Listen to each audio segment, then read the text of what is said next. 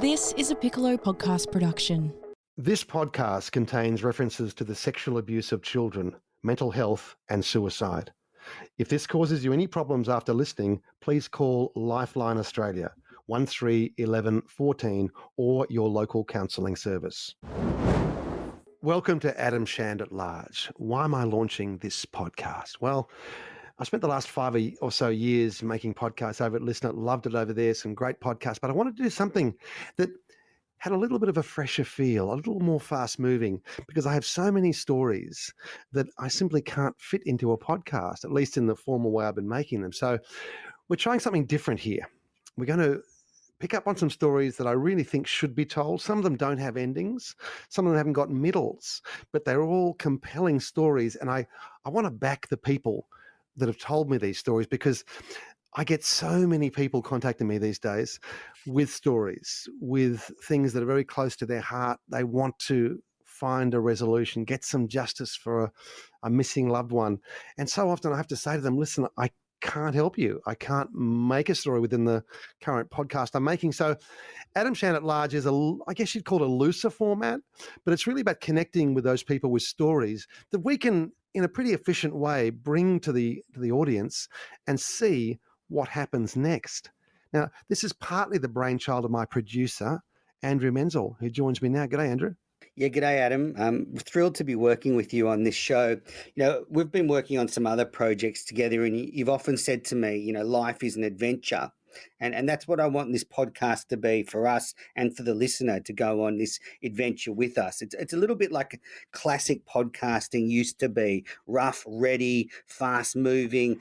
We're not worried about all the bells and whistles. They'll be there, but, you know, this is that classic podcast that we're going to build together, and we're going to take the listener on this journey with us. You see, I reckon it's like when I started in journalism back in the dark ages of June 23rd, 1986, a little tape recorder with me, and I was told to go out and get stories, talk to people, don't wait in the office.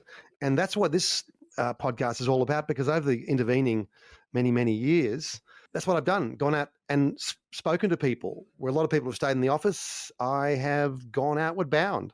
So I want to be able to bring those stories where we can make a difference, or just traverse this territory where people don't get to tell their story. And the very first yarn we're going to be talking about, I reckon, fits the bill perfectly, Andrew.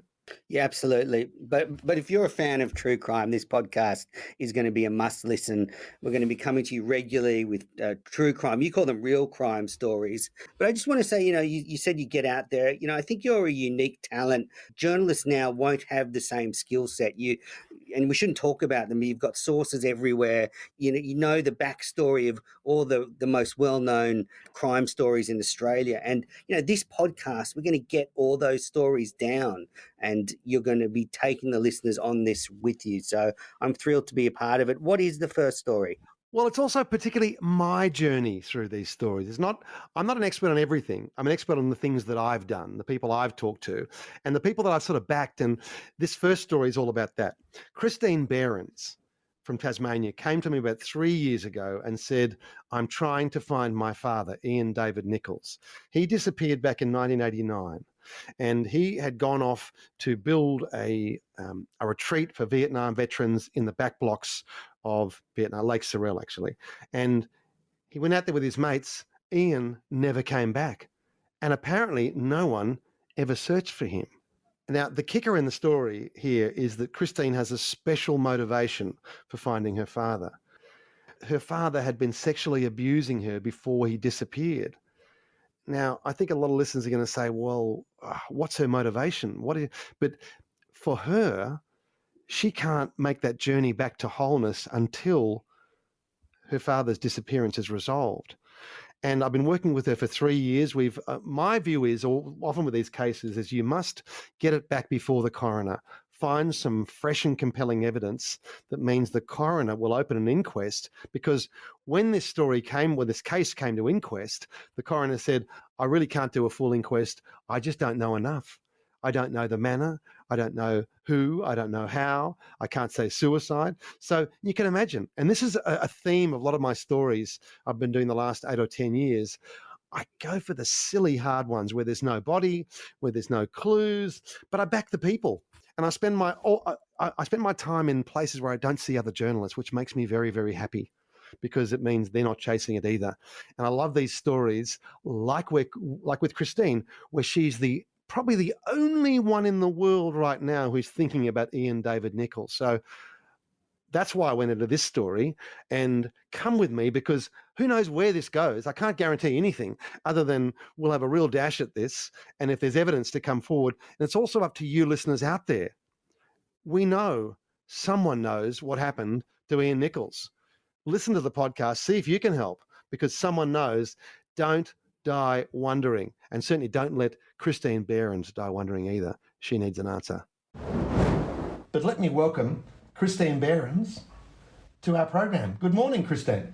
Good morning, Adam. Thank you for having me on your podcast. Absolute pleasure. It's taken a while.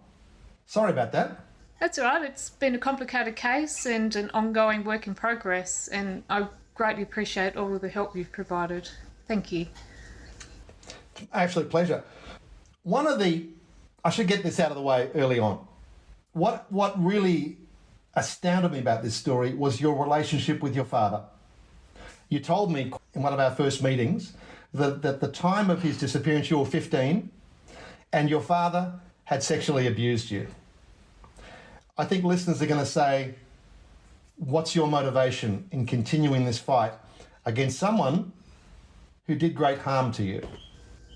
Well, he's still my dad, and because he was never found and things were never investigated, I was unable to take any proceedings whatsoever about what had happened to me as a child. I had no recourse. I couldn't take him to court. I couldn't follow through with anything because he was never found.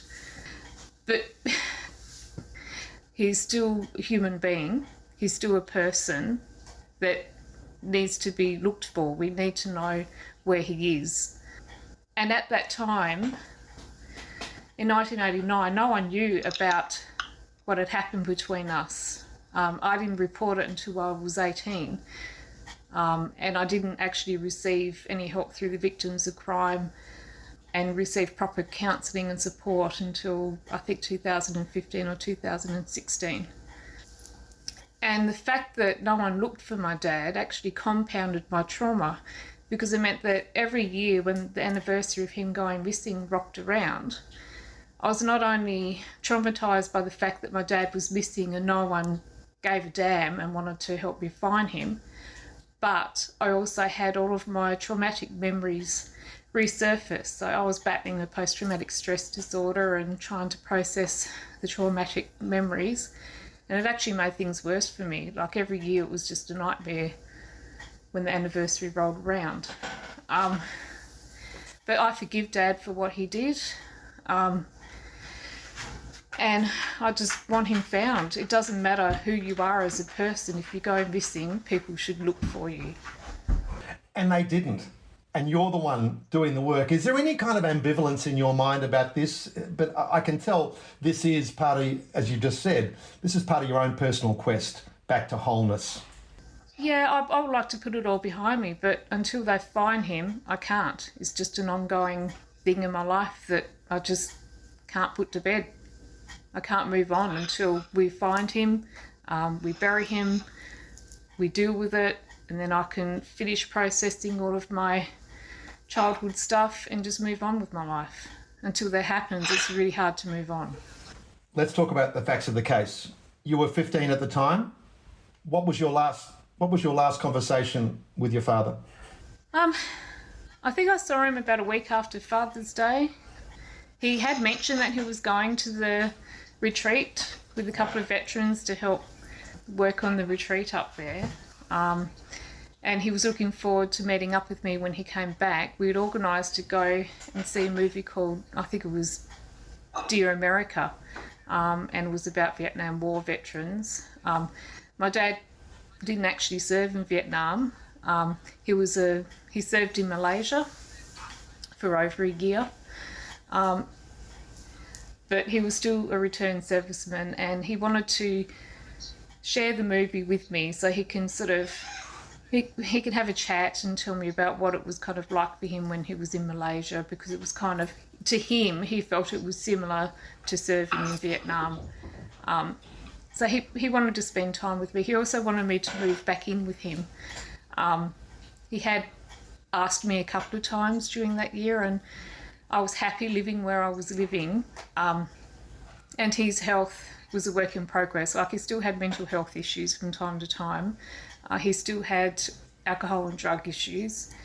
And I was still a little bit scared of Dad, but I was getting older. We'd also sat down and we had a few discussions, and I started to get to know him as a person.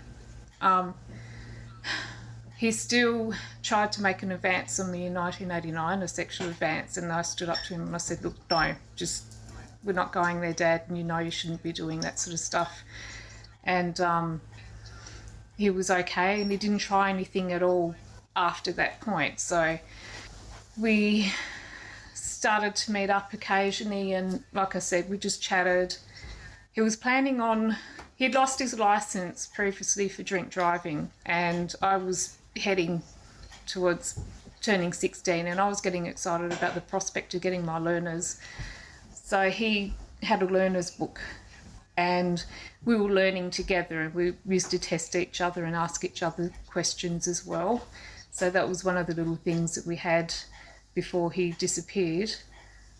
And yeah, I just started to get to know him as a person, but I didn't want to move in with him because of his ongoing health issues. I didn't think I'd be able to cope alone managing those, and I just felt safe where I was living. So it was a complicated relationship. So he had every reason to come back to you. In fact, you'd made appointments to be together, to go and see a film upon his return. That's correct. I think the key person in this story, we're going to give him an alias, Peter Brown, if you don't mind, to avoid any issues for us going forward. So just tell us, what do you know? You've done an incredible amount of research, by the way, freedom of information requests. You've been really incredible about going to the police and asking for information. What have you learnt about that trip to Point Dago? I learnt that there were 5 other men that travelled up there. I learnt that one of them, Peter, had been working, or he was sort of involved with the Vietnam Veterans Counselling Service. They had put him in charge of coordinating like the contractors at the building site and just putting him in charge of making sure that everything went ahead smoothly and on time. The other guys, they were all returned servicemen. Some of them were actually served in Vietnam with some of the police officers that were involved in investigating my dad's case from the very start. I just learnt that, you know, they were all connected in some way. I also learnt that some of them were troubled, that they had been drinking a lot of alcohol during that week. My dad wrote down a few notes on a notepad, which I call his journal. He'd written that the men had conflicting attitudes, but despite all of their differences of opinion, he felt privileged to work with them. So I know that there had been conflict up there. That's also supported in some of the other statements. There's one particular guy who has got a reputation for having a hot temper, likes to be in control, is a bit of a power freak, and I feel that some of the guys up there were frightened of him. Let's get back to the story of that journey out there. We have a group of men who go out there on the 14th of September 1989, including your father, Ian. What happens next? I think my dad had a little bit to drink. They needed him to stay focused and work on the job that they had him to do, which I think they needed him to do some electrical wiring. I'm not completely sure, but I think that's what he was there to do because he was a qualified electrician. But I think my dad had started to have a little bit to drink and had stopped taking his medication. So I think the men hid Dad's alcohol to prevent him from drinking. They also searched through his personal belongings because I noticed that my dad had only had some mutton or some lamb in his lunchbox and a kiwi fruit that had started to go off. So Dad didn't actually take much food up there with him. But it also annoyed me that they went through his personal possessions and they also hid the alcohol and prevented him from drinking and sort of participating as part of an equal group member. It just feels like he's been bullied and pushed around. He says that after Dad sobered up, he cooked breakfast for the guys. He was quiet, but he was a little easier to deal with. But yeah, I don't know. It just seems like there was a lot of bullying going on up there, and they had a few words. Yeah, and that's as far as the journal takes you, effectively. Yeah, but it also said in the journal that my dad was feeling at peace with himself and hadn't felt so peaceful for the first time in 28 years, and he just felt really happy. Some people suggested that maybe he committed suicide, but from reading the journal, the fact that he was happy and feeling at peace with himself, I can't see that happening. Well, it's one thing to commit suicide, that's always possible. He had some issues, but where's his body? It's very hard to bury yourself. Where is it? And I think there's some circumstances that need to be understood. They got there on the Thursday. On the Sunday, the man we're calling Peter Brown and at least one other left the shack, leaving your father there. Why did they leave him there? Well, they claimed that Dad wanted to stay there for the week to get off the drugs and the booze. Now, that is something my dad had said to me in the past. There were times when he said, look, I don't want to be on these tablets all the time. They make me feel awful, rah-de-da-de-da, and I just want to go off them. But every time he stopped taking them, he would have a mental episode and the doctors would put him back on them, and then he would say, yes, okay, I'll stay on them, I promise. So it is a possibility he may have said that to them, but I know that he wanted to come back home. He wanted to go to the movies with me. And a day or two after the guys left, it's been reported that he had approached people and asked for a lift back to Hobart. So he was trying to get back to Hobart. Let's deal with it one step at a time, because Mr. Brown told police that he received a phone call from your father on Monday the 18th. This is 3 days after they arrive, and he called from the Bothwell Council. We know that's true because the witnesses at the Bothwell Council confirmed that. What did he tell Mr. Brown at that stage? I don't know. Would not have a clue. It's not in any of the statements. I don't know what the conversation was about or why the council felt the need to ring him. And that's true, and we don't know that. And we also don't know that Mr. Brown calls back 25 minutes later and was told that your father had already left to return to the hut. And he got a lift with a council employee called Tony Branch. And Branch gave a statement, and he said that your father was slightly agitated. His thinking was a bit disordered. He believed he was an intelligence officer, and he even tried to use the radio in Mr. Branch's car. So we can see he's in some distress here. What do you think was going on with him? I think because he hadn't been taking his tablets, I think he'd just become unhinged. I'd only seen him do that once or twice. Dad created a scene. I don't know, because they needed the building to go ahead. They needed everybody to do their job, stay on track. I guess they had a date set for the opening ceremony. It was meant to be a big thing, so they really needed everything to go ahead on time. Because they were mainly volunteers, we've looked at the dates that they've been working on it, and we've sorted out a little bit of a calendar. Very good. So they've been mainly working on it on weekends. So we know when they started doing site prep, the footings, when they put the brick piers in. We know when they started various different slabs. once Tony Branch dropped your father off, that's the last recorded sighting we have of him. The next piece of information we have was given by Mr. Brown to police. He said on the Tuesday, the 19th, he and another had gone back to Lake Sorel to the shack, and they found it left open and in a state of disarray. Used cooking utensils were strewn over the main room and the word shit scribbled on the new wall. Mr. Brown's caravan, which was nearby, had been ransacked. There was no sign of your father in the area, and this was about noon. But you've discovered, what did that witness say?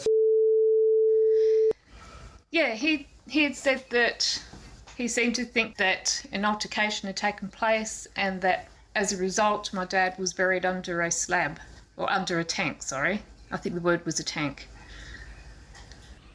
So he said your father was murdered?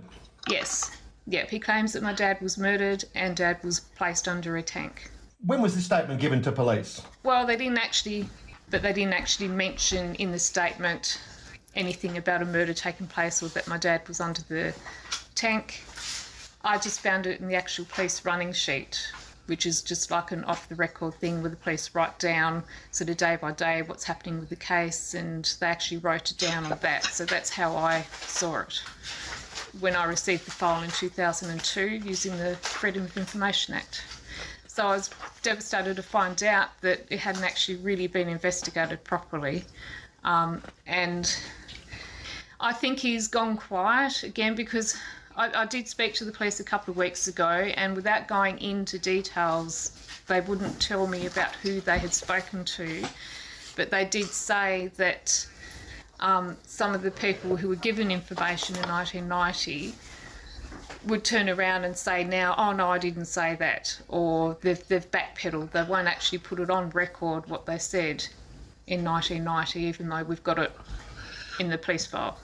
Because what the remarkable thing for me, and I'm just recalling this now, is that there was never any organised search for your father, even after he was reported missing. In fact, the police spoke to Mr. Brown, who assured them that he had looked in the area and there was no sign of your father.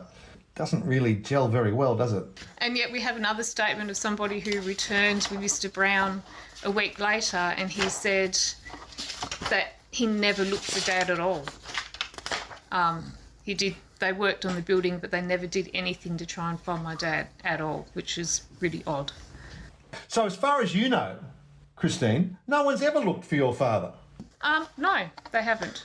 Until this year, they brought over the ground-penetrating radar equipment to scan some of the concrete slabs at the building site. They found an anomaly and they've had a bit of a look, but they didn't locate Dad's body there. But I need to go back and have a chat to the police because I've since found out that the spot that they looked at, Dad couldn't possibly be there because that slab had already been laid before my dad went to the building site. So after my dad disappeared, they must have put another tank in after that. So I'm going to ask the police if they can actually have a look at that other tank. But they did also say that they need some people to come forward with information before they will put more resources into actually doing some more investigation, if that makes sense. Because the remarkable thing is that a number of those people who were out there that weekend are still alive. They're still around. You've done a great thing, though, by getting the police to actually investigate this. I deal with this all the time, that people with missing relatives, loved ones, it's very difficult without new and compelling evidence to get police to, because everyone wants their time, of course.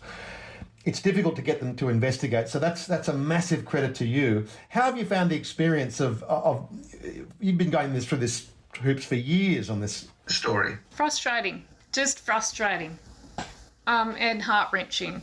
Like jumping back to 2002, we'll go back before that. In 1996, I had to get a restraining order against a person who was giving our family a really hard time. They claimed that they knew he killed my dad, blah, blah, blah. And if I wasn't careful, I'll end up dead too, and blah, blah, blah. But he used to stalk our family. They went past a house every day. Like it was a really frightening time for us. And so I got a restraining order against their family, I gave their details to the police and I asked them to look into it to see if there was any connection between them and my father. And so in 2002, when I used the Freedom of Information Act to get access to the file, and I looked through it all, well, first they lost the file, so I actually had to go to a Member of Parliament to try and get the police to locate the file, and they did, and then I received it all, and it was just a shambles. Everything was just in a mess. There was no like date order, it was just pieces of paper just jammed in, higgledy-piggledy, and there wasn't much there. And then I found the request that I put in 1996, and it just sat there. Nobody did anything. No one looked into it. And I thought that really was a really horrific, scary time for our family. And they didn't look into it. They didn't even see if there was a connection between that man and whatever had happened to my dad. So that was just frustrating. And then I went to a Member of Parliament because I wanted the police to investigate my dad's disappearance and look into it, but they kind of stalled it. So I went to a Member of Parliament again. I think it was David Llewellyn's office. They were really helpful. Thank you if you're listening. But they got the police investigating stuff, and they were looking into it between 2003, 2004 and 5. They handed everything to the coroner. And then it took the coroner like years before he made his decision in 2012. So it just seems like everything just takes forever, and you have to jump up and down to get the smallest little thing done. Well, you've done an amazing job. And I think when we began talking, I said your aim should be to get this matter before the coroner of Tasmania. I think you're still headed towards that goal. I certainly hope that it can happen. It's so important because your father, people need to know what happened to him. There needs to be a resolution, even if there's no resolution. This file has been allowed to slip and slide and disappear and reappear for too many years. Do you think you've now got some momentum in this case? For sure. Yeah, thanks to you. And since I started my Facebook page, I've had a lot of interest and a lot of support out there. It's gaining momentum. Well, I think you're an incredible fighter, and I want to keep backing you. Tell us where you can find your Facebook page so people can come and look at the case, and particularly someone who may have some information, because there's somebody out there, probably more than one person, who still knows what happened to Ian David Nichols. So how can people get involved? Well, you can jump onto Facebook, and I think, without having it in front of me, I think it's called Missing Ian Nichols. So if you just do a search, you'll find it. It will show up. So Missing Ian Nichols. I think this is all the more poignant for me because of the difficulty of your relationship with your father. I think you're a really good example of how forgiveness can drive positive outcomes. Yeah. Well, at the end of the day, nobody's perfect. We all stuff up from time to time, and we all deserve forgiveness. And if you go missing, you deserve to be looked for. What do you think, in your heart of hearts, happened to your father? In my heart of hearts, I really do feel that that he was either murdered or there's been an altercation up there and there's been an accident and they covered it up. I really do feel that he died up there. I rule out suicide because he was at peace with himself. Yes, he was agitated and a little bit mentally unhinged at the time, and his behaviour was erratic, but I don't think suicide was on his mind at that time, and his body would have been found. The fact that things have never been investigated properly from the start and it's been shoved under the carpet at every given opportunity, I do think that there's people there that have something to hide. And also, why did Peter Brown go back on the Tuesday, backtracking at the statements when they left my dad at the shack to give him time to get off the jugs and the booze or whatever? They said that they weren't going to return until the end of the week. So it is strange that all of a sudden Mr. Brown wanted to return on the Monday or the Tuesday, when initially they had planned to wait until the Friday or the Saturday. So there's just so many things that don't stack up. It really is an incredible story and one that needs to be resolved. It's important to note that I make no allegations arising from the new evidence that Christine has raised. It's never been tested in a court of law. Christine's theory is one of several that might fit her father's demise. Personally, I don't think there's enough evidence to come to a conclusion of suicide or murder at this time. If I had to make a conclusion right now, I would say misadventure is still the leading cause of Ian Nichols' disappearance. He was out in the elements for some time and was unprepared, so he could have easily perished, but where's his body? And that's the point. Tasmania Police must do more work to resolve this case and to help Christine Behrens move forward with her life. So if you have any information, please contact Crime Stoppers on 1800 333 000. All information to Crime Stoppers is regarded as confidential. Next episode, I'll be speaking with Ricky Nash, the brother of 3-year-old Cheryl Grimmer, abducted from Fairy Meadow Beach in 1970. That's when next we speak. Thanks for being a part of Adam Shand at Large.